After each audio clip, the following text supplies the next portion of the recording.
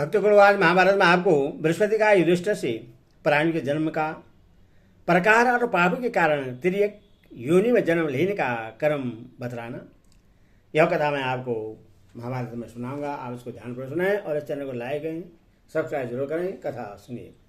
युधिष्ठिर ने पूछा, पितामह, पृथ्वी पर रहने वाले मनुष्य किस बर्ताव से स्वर्ग में जाते हैं और कैसे बर्ताव से नरक में पड़ते हैं? वे अपने मृतक शरीर को काठ या मिट्टी के ढेले के समान यही छोड़कर जब परलोक की राह लेते हैं, उस समय उनके पीछे कौन जाता है? विष्णु जी ने कहा, बेटा, ये उदार बुद्धि बृहस्पति जी यहाँ पधारे हैं, इन्हीं से इस सनातन गूढ़ विषय को पूछो। इन दोनों में इस प्रकार बात हो ही रही थी कि बृहस्पति जी वहां आ पहुंचे।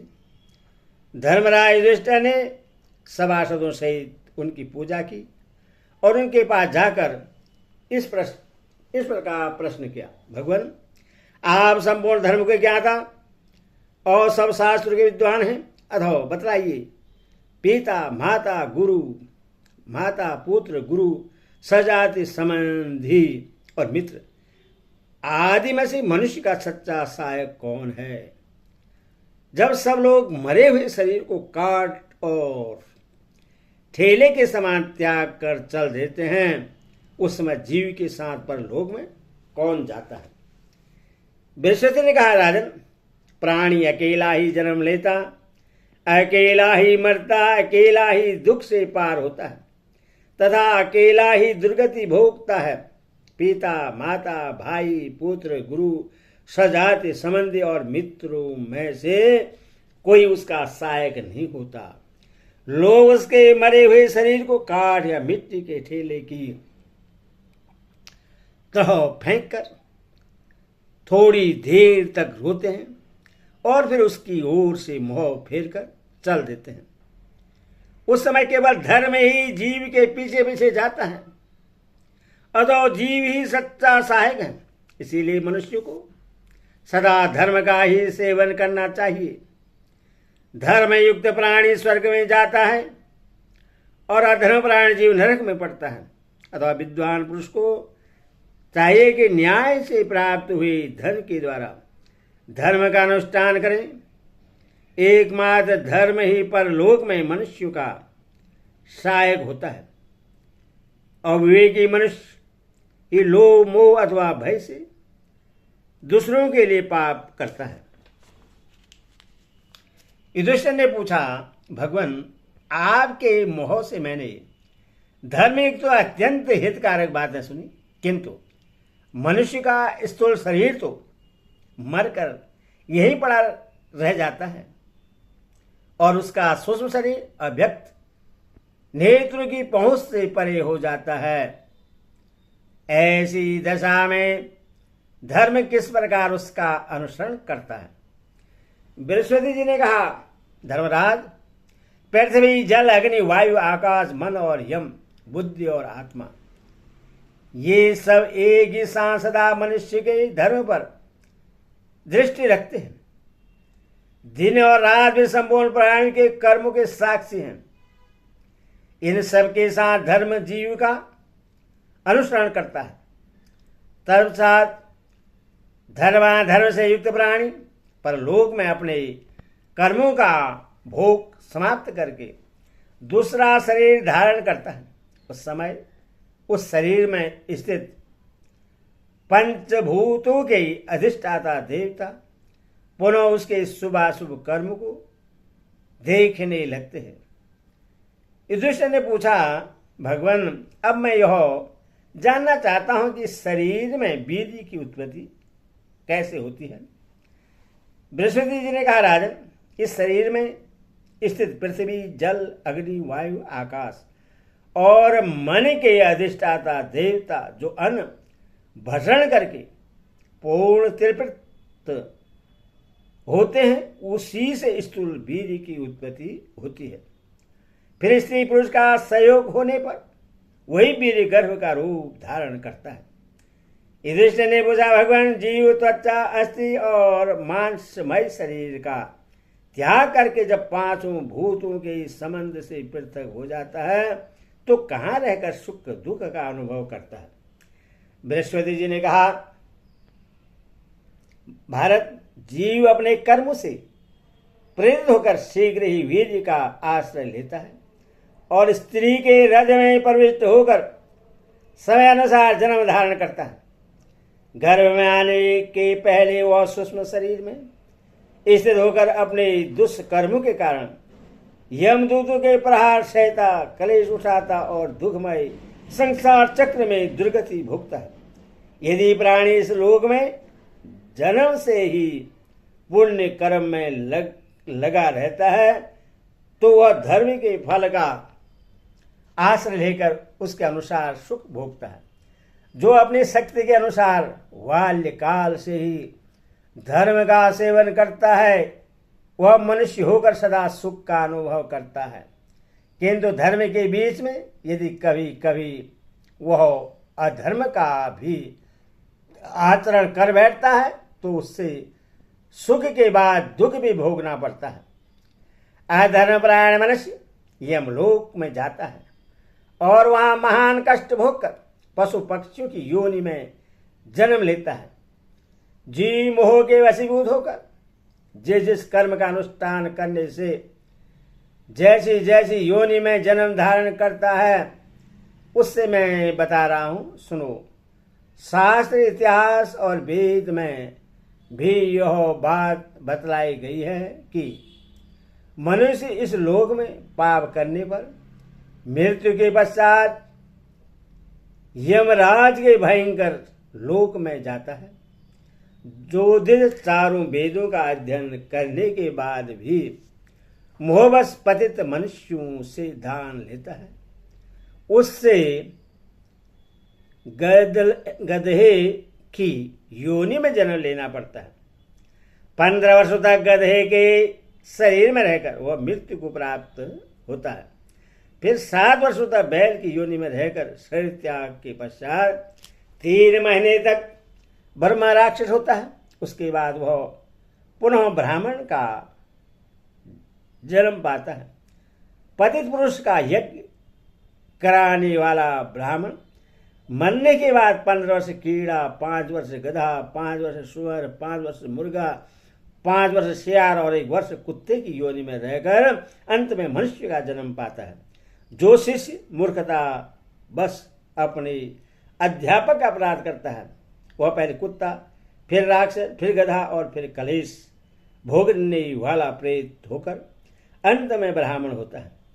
जो पापाचारी शिष्य गुरु की स्त्री के साथ समागम का विचार भी मन में लाता है वह अपने मानसिक पाप के कारण भयंकर योनियों में जन्म लेता है। पहले कुत्ता होकर 3 वर्ष का जीवन धारण करता है, फिर मरने के बाद 1 साल कीड़े की योनि में रहता है। उसके बाद ब्राह्मण योनि में उत्पन्न होता है। यदि गुरु अपने पुत्र के समान प्रिय शिष्य को बिना कारण ही मारता पीड़ता है तो वह अपनी स्वेच्छाचारिता के कारण हिंसक पशु की योनि में जन्म लेता है। जो पुत्र अपने माता पिता का अनादर करता है वह मरने के बाद गधे की योनि में जन्म लेता है और उसमें 10 वर्ष तक जीवित रहकर शरीर त्यागने के पश्चात 1 साल तक घड़ियाल की योनि में रहता है। जिस पुत्र के ऊपर माता और पिता दोनों ही रुष्ट होते हैं वह गुरु जनों के अनिष्ट चिंतन के कारण मृत्यु के बाद 10 महीने गधा, 14 महीने कुत्ता और 7 महीने बिलाव होकर अंत में मनुष्य की योनि में जन्म ग्रहण करता है। माता पिता को गाली देने वाला मनुष्य मैना होता है तथा उन्हें मारने वाला पुत्र 10 वर्ष कछुआ, 3 वर्ष शाही, 6 महीने सांप की योनि में जन्म लेकर फिर मनुष्य होता है। जो पुरुष राजा के टुकड़े खाकर पलता हुआ भी मोहवश उसके शत्रुओं की सेवा करता है वह मरने के बाद 10 वर्ष बानर, 5 वर्ष चूहा और 6 महीने कुत्ता होकर फिर मनुष्य योनि में आता है। दूसरों की धरोहर हड़प लेने वाला मनुष्य यमलोक में जाता है और कर्मशः 100 योनियों में भ्रमण करके अंत में कीड़ा होता है। कीड़े की योनि में 15 वर्ष तक जीवित रहने के बाद जब उसके पापों का क्षय हो जाता है तो मनुष्य का जन्म पाता है। दूसरों के दोष ढूंढने वाला मनुष्य हिरणी की योनि में जन्म लेता है, जो अपनी दुर्बुद्धि के कारण किसी के साथ विश्वासघात करता है। वह 8 वर्ष मछली, 4 महीने हिरण, 1 साल बकरा और उसके बाद कीड़ा होकर अंत में मनुष्य योनि में जन्म लेता है। जो पुरुष लज्जा का परित्याग करके अज्ञान और मोह के वशीभूत होकर धान, जौ, तिल, उड़द, कुलथी, सरसों, चना, मटर, मूंगे, गेहूं और तीसी तथा दूसरे अनाजों की चोरी करता है, वह मरने के बाद पहले चूहा होता है, फिर कुछ दिनों बाद मृत्यु को प्राप्त होकर सुअर की योनि में जन्म लेता है। वह सुअर पैदा होते ही रोग से मर जाता है, फिर 5 वर्ष तक कुत्ते की योनि में रहकर अंत में मनुष्य होता है। पर स्त्री घमंड का पाप करके मनुष्य कर्म से भेड़िया, कुत्ता, सियार, गिरध, सांप, कंग और बगुला होता है। जो पापात्मा मोहवश भाई की स्त्री से व्यभिचार करता है, वह 1 वर्ष तक कोयल की योनि में पड़ा रहता है। जो काम वासना की पूर्ति के लिए मित्र, गुरु और राजा की स्त्री के साथ बलात्कार करता है, वह मरने के बाद पीछे 5 वर्ष सुअर, 10 वर्ष भेड़िया, 5 वर्ष बिलाव, 10 वर्ष मुर्गा, 3 महीने चींटी और 1 महीने कीड़ी की योनि में भ्रमण करके पुनः 14 महीने तक कीट योनि में पड़ा रहता है। इसके बाद पाप का सही होने पर उसे मनुष्य योनि मिलती है। जो ब्याह, यज्ञ अथवा दान का अवसर आने पर मोहवश उसमें विघ्न डालता है, वह 15 वर्षों तक कीड़े की योनि में रहकर पाप का भोग समाप्त होने के पश्चात मनुष्य होता है। जो पहले एक व्यक्ति को कन्या दान करके फिर दूसरे को उसी कन्या का दान करना चाहता है, वह मरने के बाद 13 वर्षों तक कीड़े की योनि में रहकर पाप क्षीण होने के अनंतर पुनः मनुष्य होता है। जो देव कार्य था पितृ कार्य न करके बलि वैश्वदेव के बिना ही अन्न ग्रहण करता है, वह मरने के बाद 100 वर्षों तक कौवे की योनि में पड़ा रहता है। इसके बाद कर्म से मुर्गा और सांप होकर अंत में मनुष्य का जन्म पाता है। बड़ा भाई पिता के समान आदरणीय है। जो उसका अनादर करता है उससे मनुष्य मृत्यु के बाद क्रोध पक्षी की योनि में जन्म लेना पड़ता है। उस समय 1 वर्ष रहकर वह चीरक जाति का पक्षी होता है और मरने के बाद मनुष्य योनि में जन्म पाता है। शूद्र जाति का पुरुष ब्राह्मण जाति की स्त्री के साथ समागम करके देह त्याग के पश्चात पहले कीड़े की योनि में जन्म लेता है, फिर मरने के बाद सुअर होता है। सुअर की योनि में पैदा होते ही वह रोग का शिकार होकर मर जाता है। उसके बाद कुत्ता होकर अपने पाप कर्मों का भोग समाप्त करके मनुष्य योनि में जन्म धारण करता है। मनुष्य योनि में भी वह एक ही संतान पैदा करके मृत्यु का शिकार हो जाता है और चूहा होकर शेष पापों का उपभोग करता है। कृतघ्न मनुष्य मरने के बाद यमराज के लोक में जाता है। वहां यमदूत क्रोध में भरकर उसके ऊपर बड़ी निर्दयता के साथ प्रहार करते हैं। उसे दंड, मुद्गर और सूल की चोट खाकर दारुण, अग्नि, कुंभ, असी, पत्रवन तथा तपी हुई बालू, कांटों से भरी हुई सालमली तथा अन्याय नरकों की भयंकर यातनाएं भोगनी पड़ती हैं। इसी प्रकार निर्दयी यमदूतों से पीड़ित होकर कृतघ्न पुरुष पुनः संसार चक्र में आता और कीड़े की योनि में जन्म लेता है।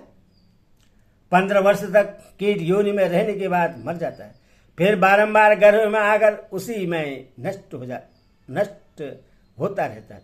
इसी तरह सैकड़ों बार गर्भ की यंत्रणा भोगकर बहुत बार जन्म लेने के पश्चात वह त्रियक योनि में उत्पन्न होता है। इस योनि में बहुत वर्षों तक दुख भोगकर अंत में कछुए की योनि में जन्म लेता है।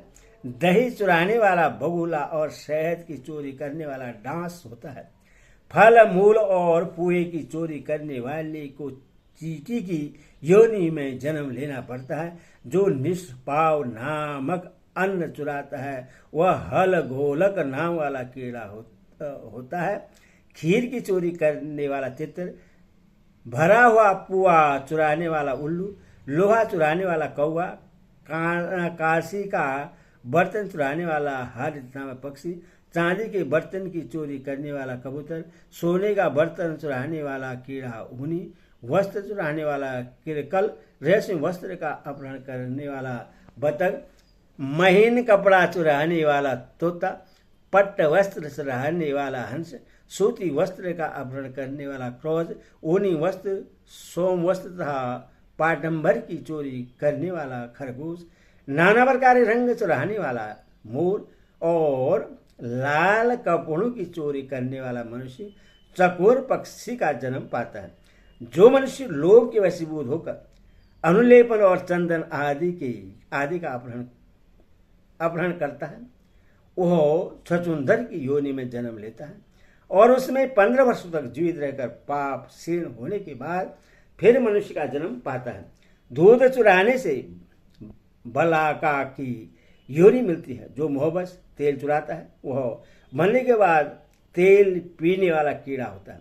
यदि कोई नीच मनुष्य धन के लोभ से अथवा शत्रुता के कारण हत्या लेकर निहत्थे पुरुष को मार डालता है तो वह अपनी मृत्यु के बाद गधे की योनि में जन्म लेता है। 2 वर्ष गधे के रूप में रहकर देह त्याग के पश्चात सदा प्राणों के भय से उद्विग्न रहने वाला हिरण होता है।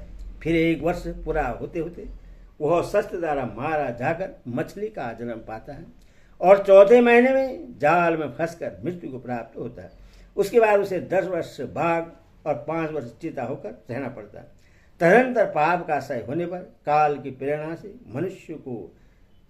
मृत्यु को प्राप्त होकर वह मनुष्य योनि में जन्म लेता है। जो दुष्ट बुद्धि वाला पुरुष स्त्री की हत्या करता है वह यमराज के लोक में जाकर नाना प्रकार के क्लेश भुगता है। फिर 20 बार दुखद योनि में भ्रमण करके अंत में कीड़े का जन्म पाता है और 20 वर्ष तक कीट योनि में रहकर फिर मनुष्य होता है।